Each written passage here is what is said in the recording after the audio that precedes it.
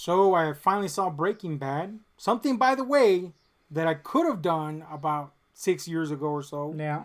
But I was waiting for you because you were like, nah, I'll show it to you. And I was like, all right. I get that. I like to show you movies a lot.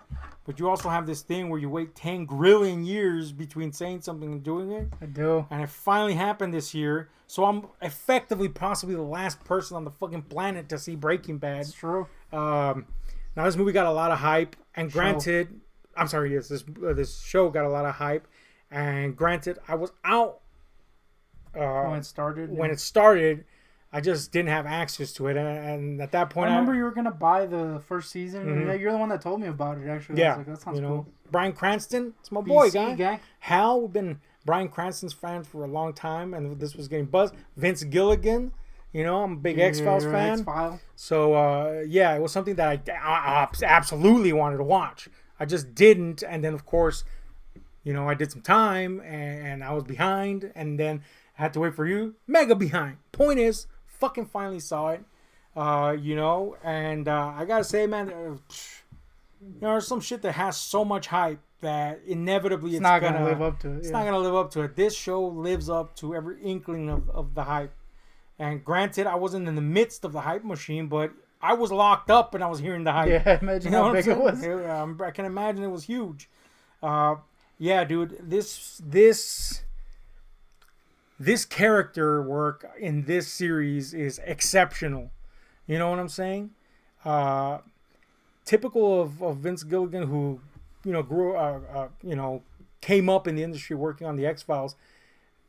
There's a serialized feeling to this show or structure to the show, but it has not necessarily like the tightest serialization that you would expect from your standard serialized shows, which just knock off one after the other. There is very much a feeling that you could sink into the show at any moment, and it will enrapture you because the characters are so richly drawn that it's almost impossible to get lost. Yeah. Even if you are, you're gonna want to go back or indulge further. So straight off the bat, this show is just super strong with the character work, and everybody's great, but of course the star of the show is Bryan Cranston, and he's fucking just possibly the best version of Scarface there ever was, because that's really what this show is. Basically. And there's something about Scarface that always bothered me. Of course, I love Brian De Palma, and like any cinephile or any movie, a fan of crime movies, Scarface is a must. But there's always something that bothered me about it, though it is about the, rapid downward spiral of somebody that has reached heights and brought himself down to the cinders. He was always seen as kind of like a hero by people, and he was adulated despite being a despicable human who brought upon his own undoing. Mm-hmm. Breaking Bad fixes all that. Because Walter White literally is somebody that you can actually sympathize with. Because he's the general American person. That's what's interesting about this second viewing. Like, the way I had remembered it, it was actually interesting to see it again, because a lot of things I remembered wrong. Yeah.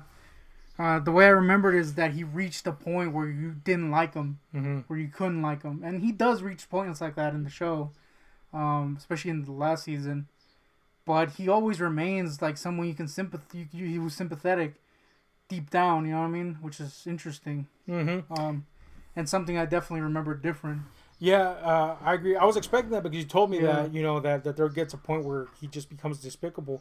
But even though there is things that he does that are just abominous, you get why. You understand that this is a broken man. Yeah. And it's all rooted in his foundation in the first season, where we're introduced to him as literally the standard American person, someone that's been trodden down by the system, by the people surrounding him. In his case, since he is male, he's been totally stripped of his masculinity by just society and all the problems that it brings, things that have happened in his life that had left him kind of in the dirt, where else everybody else is. That's always how we perceive things. Everybody else is doing great except me. He embodies all that, and on top of that, his home life. His wife literally emasculates him all the time. This is a guy that we can immediately be simpatico with because we all have those feelings. He has like a brother-in-law who's kind of like this macho guy in the first season. So his son, loves and adulates him over Walter. He's just a guy whose afflictions we can understand and immediately empathize with. And to top it all off, the guy gets cancer and he's dying. And this is where the movie goes from that. I'm sorry, the show goes into kind of like Fight Club territory because, Fight Club had the same type of notion that you can reach this watershed moment where all of a sudden you can just do things. And those things can feel empowering. So some of the decisions, rash decisions, sometimes outright, dumb decisions that he makes are made because he finally feels empowered to do things. And then that power that he feels makes him feel proud of what he's doing. And then he craves the power. And here's the coolest part about the movie. I realized as I was watching it that the stages that Walter White goes through are like the stages of addiction. All the way to the ultimate downfall and death. He's literally going character-wise through the stages of addiction. Only his addiction is to finally being somebody that can feel good about doing something well. It just so happens that what he's doing well is bad. And it's going to wreak havoc on his life. And boy, does it. And it runs the gamut from, feeling bad for him because he's truly, truly a character that is trying to provide for his family. But you also understand that his pride is problematic, and it's what brings about his downfall. So when he gets his Scarface moment, it's not Tony Montana blowing up everybody and just dying in a hail of bullets and fuck it, I lived and I lived to the utmost of my ability. It's somebody that's realized that he's destroyed everything around him, but he still feels that this is something that he did and he must die there in the midst of it. He's just in between these two worlds. And it's something that thematically kept getting brought up as the series went along because his relationship with Jesse Pinkman, a former student of his that helps him cook meth, becomes kind of like this alternative family for him that he becomes a lot closer to than his actual family. So he became this person between worlds. He actually ended up caring for Pinkman. And just like with his family, he actually ended up kind of garnering hatred for him as well. He goes through all these emotions and it's just a man between worlds. And it just so happens that one of these worlds is one he wanted, but kind of like, I guess you could say, shunned him per his circumstances. And the other was one he got, but fuck, it was the wrong world to be in. You just feel so much for, sadness for him at times. And then sometimes you feel angry at him, and sometimes you love him because he can genuinely be a gentle and caring soul. There's a moment in the show where he admits that he did everything for himself. With somebody like Tony Montana, you could understand that would be 100% true. But with Walter, you understand that even him saying that, there's a lot of gray area. He's saying that for a reason. He's saying that for this. But at the same time, it was something selfish. As a former prisoner, I really fucking empathize with that point in his life because there's a point where you realize, if you have a fucking conscience, that what you did, it fucked your life. But it fucked other people's life more, and that's what hurts. And that's a point that Walter reaches. And some people will refer to that point as like, oh, you only feel bad because you're in a bad place. Well, I think Walter's the ultimate demonstration of somebody, well, in this case in fiction, that shows us that people get there.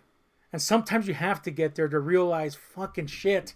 Yeah. I thought I was doing this for the right reason. And yet, at the core of it, it was for me.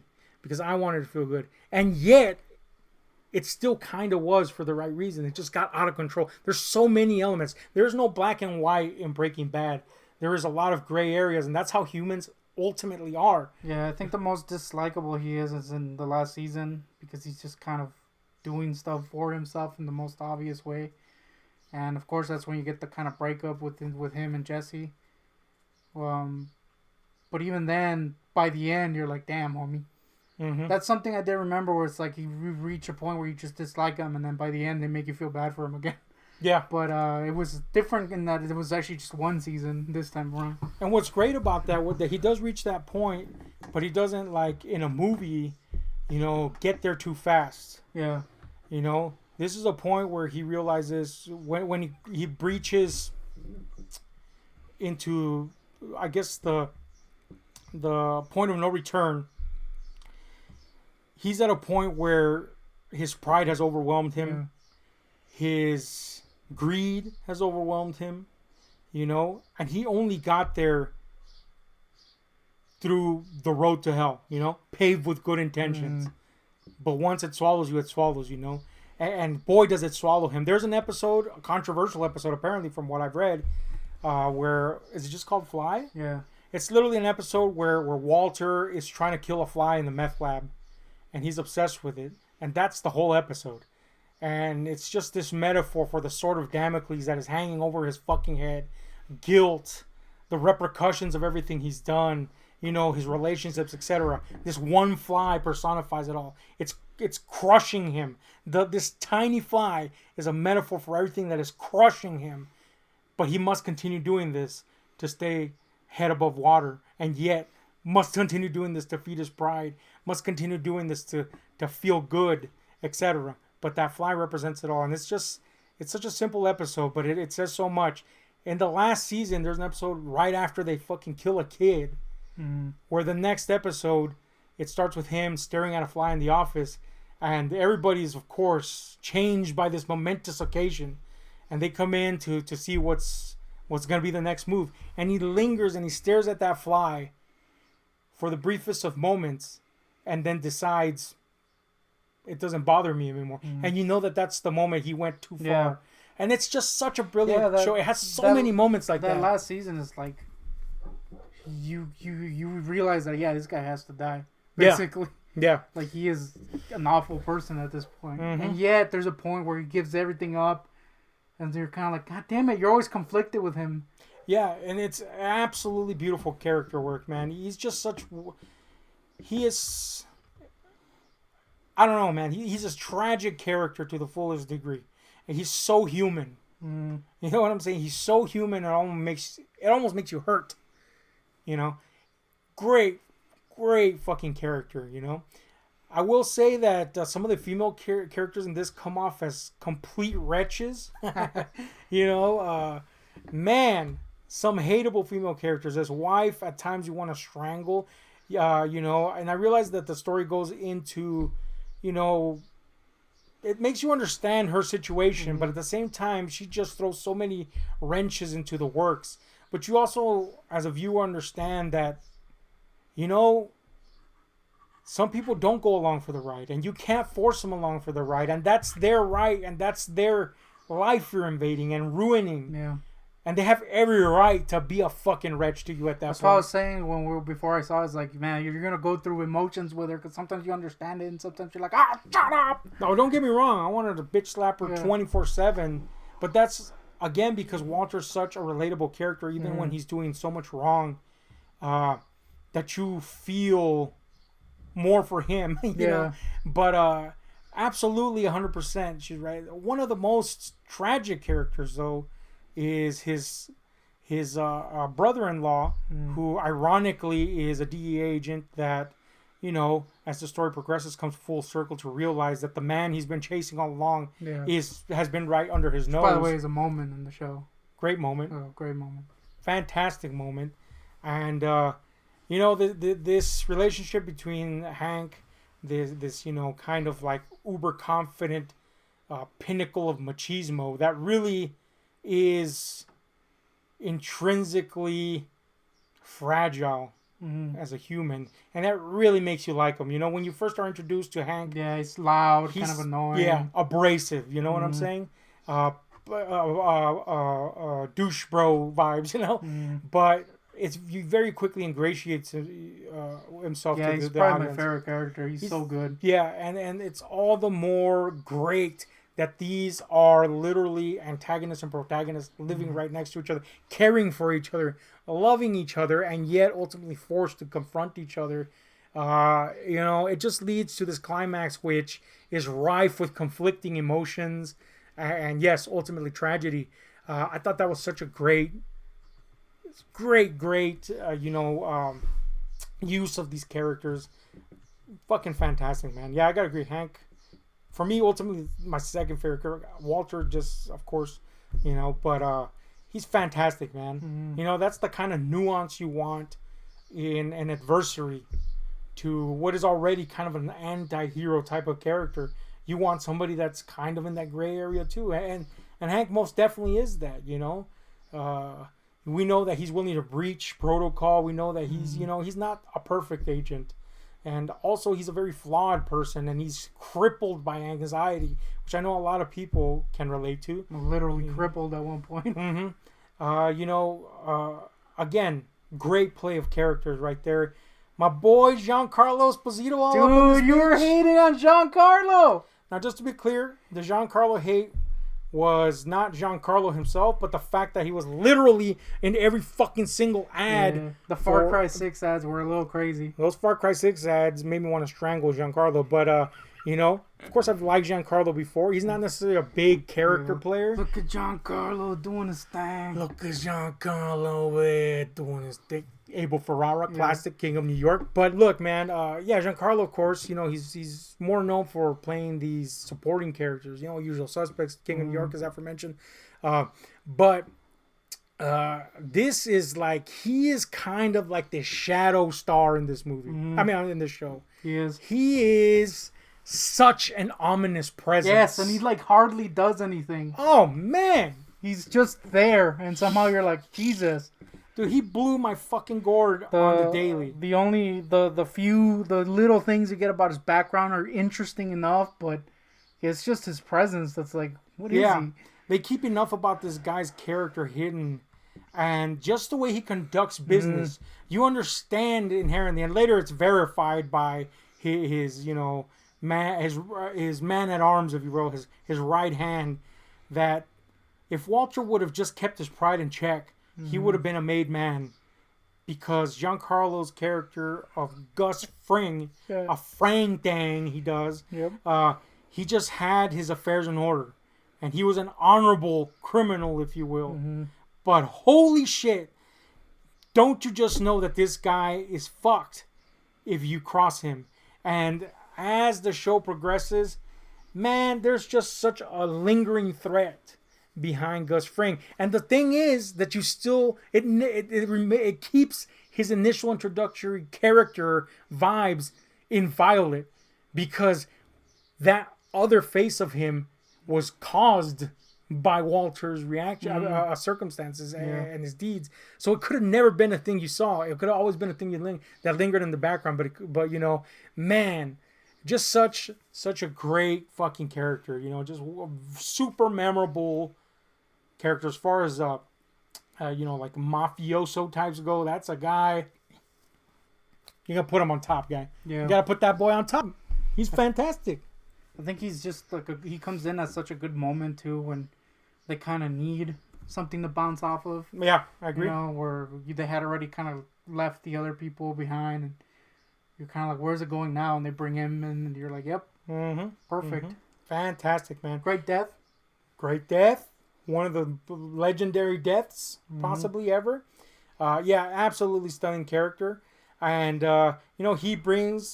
his circle brings a variety of characters as well. Huel, possibly the most incompetent guard of all time. Dude, Huel needs a spinoff. The Hueliverse. But no, he brings characters like Mike Ehrmantraut, basically a mercenary for hire, an ex-cop, now doing dirty work for Gus Fring, and Saul Goodman, a kind of seedy lawyer that's all wrapped up in this world, this underground world of crime. And these characters are just, they go beyond supporting characters and set dressing. They really fucking are. First of all, insanely likable, and so end up being so essential to everything. You know, some supporting characters just end up going by the wayside.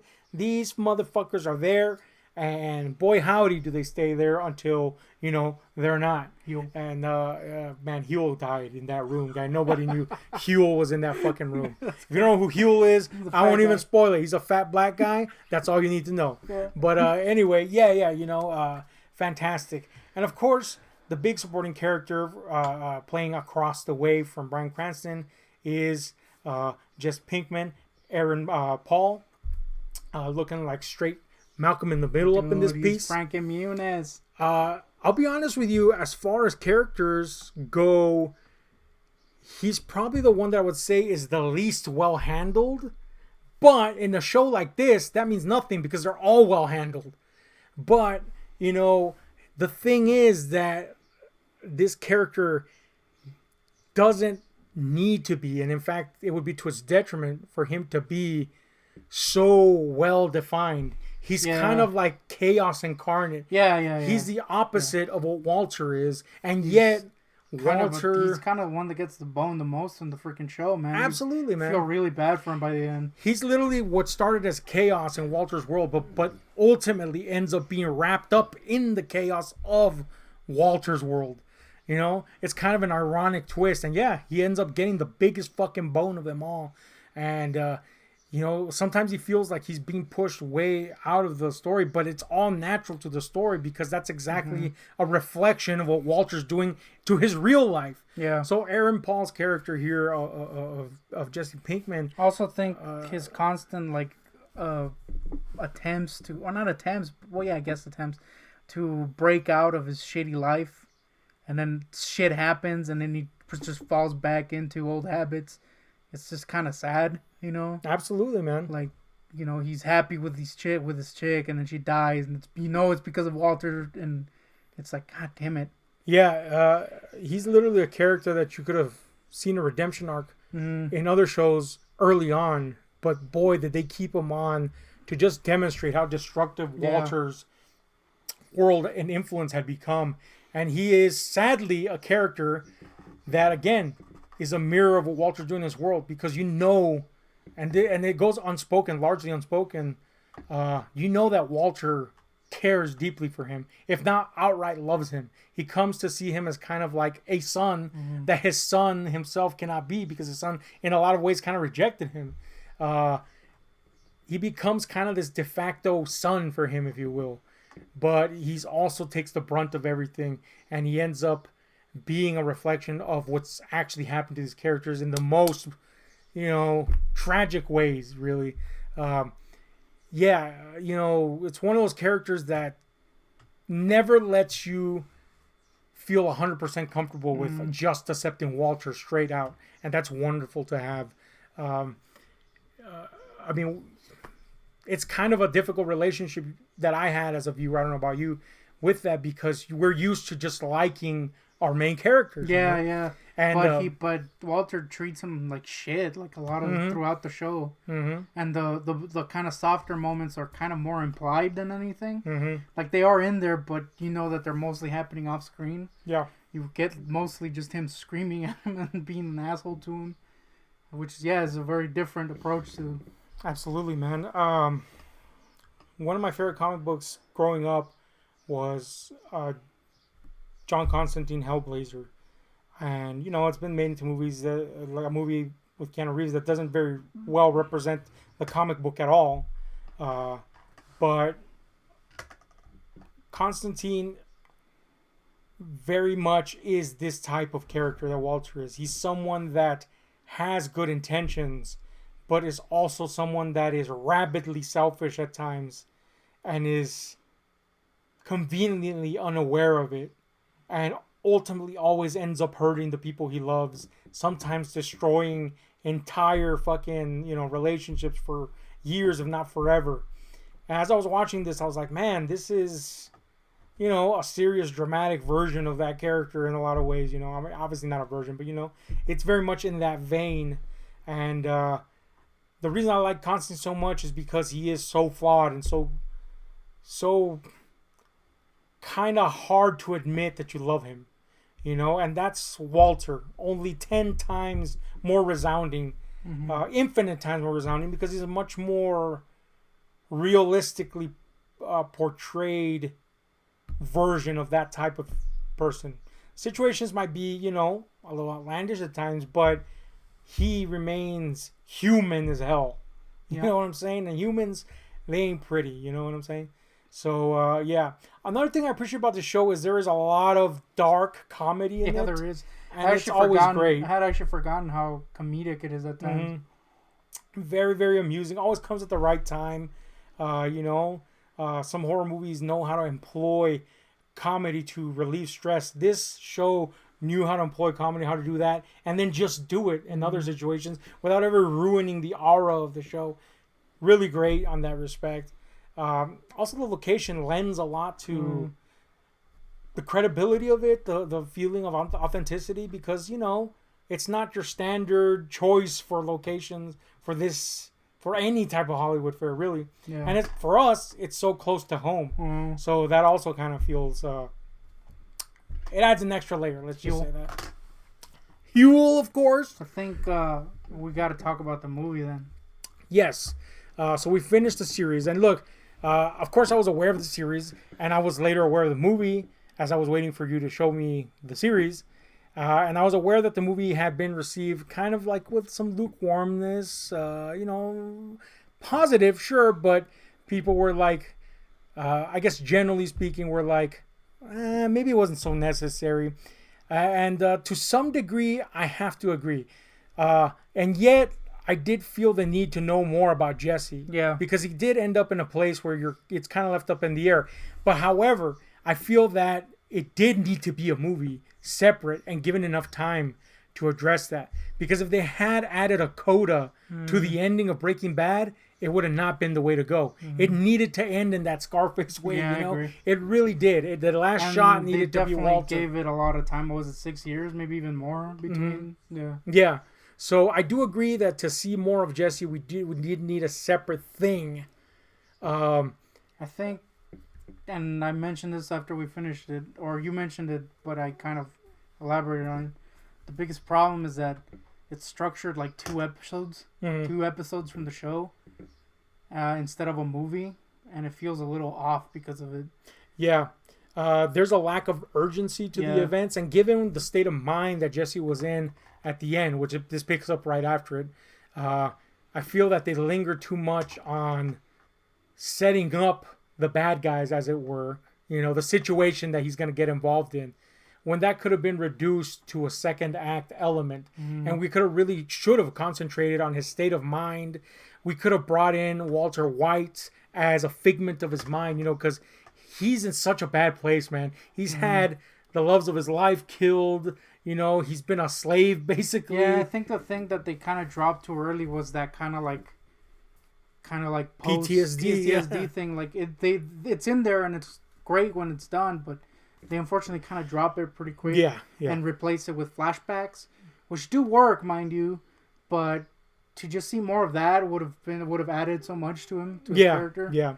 Were it me, and of course I'm not fucking professional, but were it me, I would have concentrated more on his troubles, and I would have reflected on how he views the world based on the impact that Walter White left behind him. And I would have made Walter White a figment of his imagination that constantly badgers him as he did.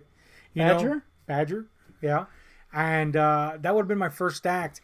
And that part of his mind that's portraying himself as Walter White would have forced him to go get the money. And, that's when we would have seen the flashbacks. That's when we would have got the substance for these villains.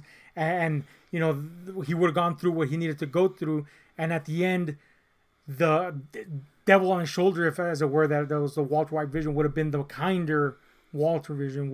He would have grown as a character. I would approach it much more that way than what we got.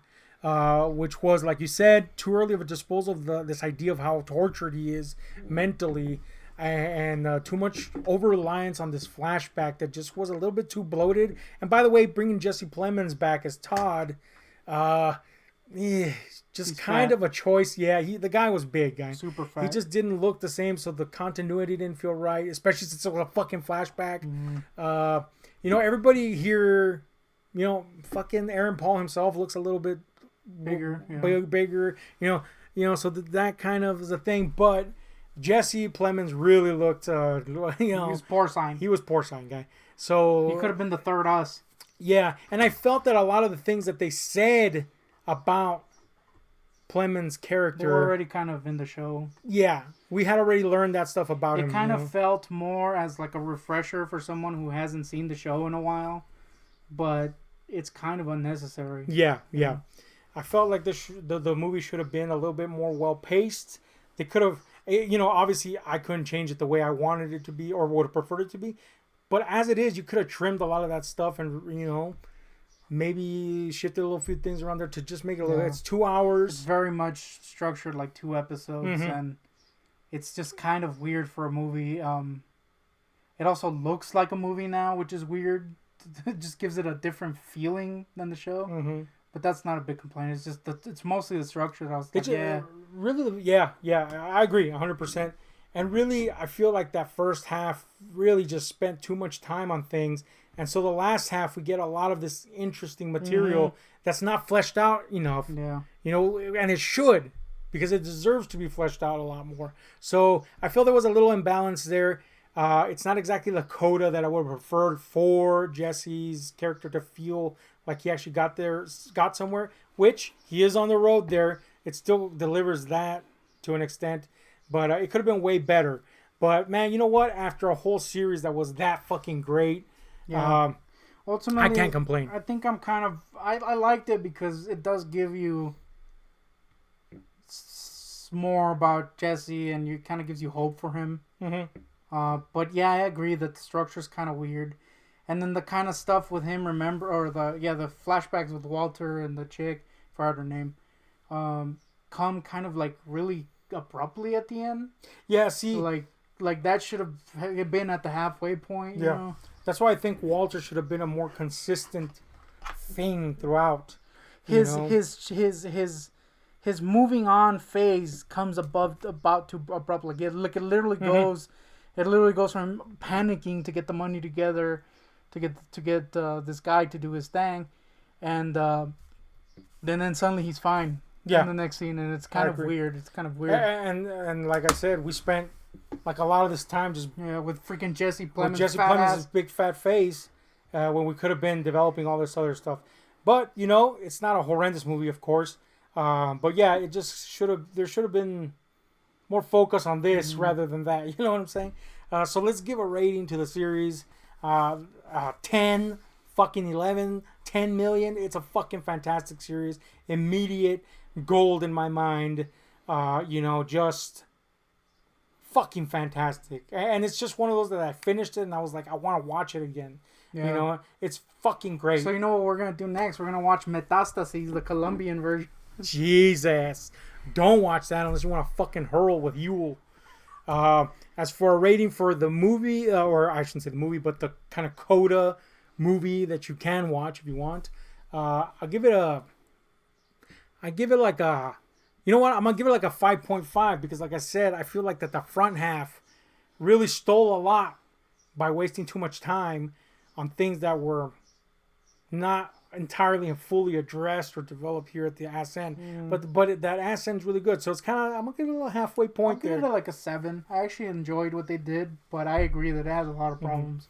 It's like I said, the 5 is named because I'm splitting it in 2. Yeah. But that last half, if I were to rate that last half, I'd give it a little higher score. But definitely give Jesse Plemons' face lower score. I like Plemons. I do have to say that he was really good in it. Yeah. Aaron Paul was really good, and it makes you kind of believe that he was in the spot. And that's not to say he wasn't good in the show. He was great in the show, but no shitting on him. Yeah, no shitting. So, rating on the series? It does got a freaking Skinny Pete and Badger, though. I'll give it the series is a 10, guy. It's one of the greatest freaking shows of all time. A 7? That's what you said? The movie. I'm sorry, the movie? Yeah, I'll give it a 7.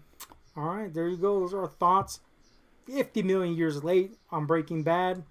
That's epic, guy. I'm gonna go jack off with my Walters.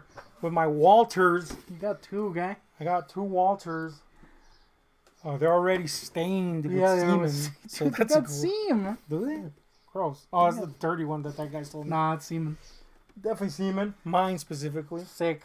Anyway, let us know what you think about Breaking Bad. Any observations you want to make about it? There's really a lot of stuff that you could talk about this show. Kind of on the spot here talking about it. But as the show progressed, there was moments where I wanted to talk a lot about certain things, but you had seen it and I had not. So I was like, I don't want to jump ahead. Yeah, you'd ask me things and I was like, Yeah, Yeah. And when I did ask things, it's because, sometimes shows don't answer things. Yeah. But this show, man, it's just so satisfactory of a show, an experience, So check it out if you haven't. If you're one of the few people that haven't. Loved it. We wrapped.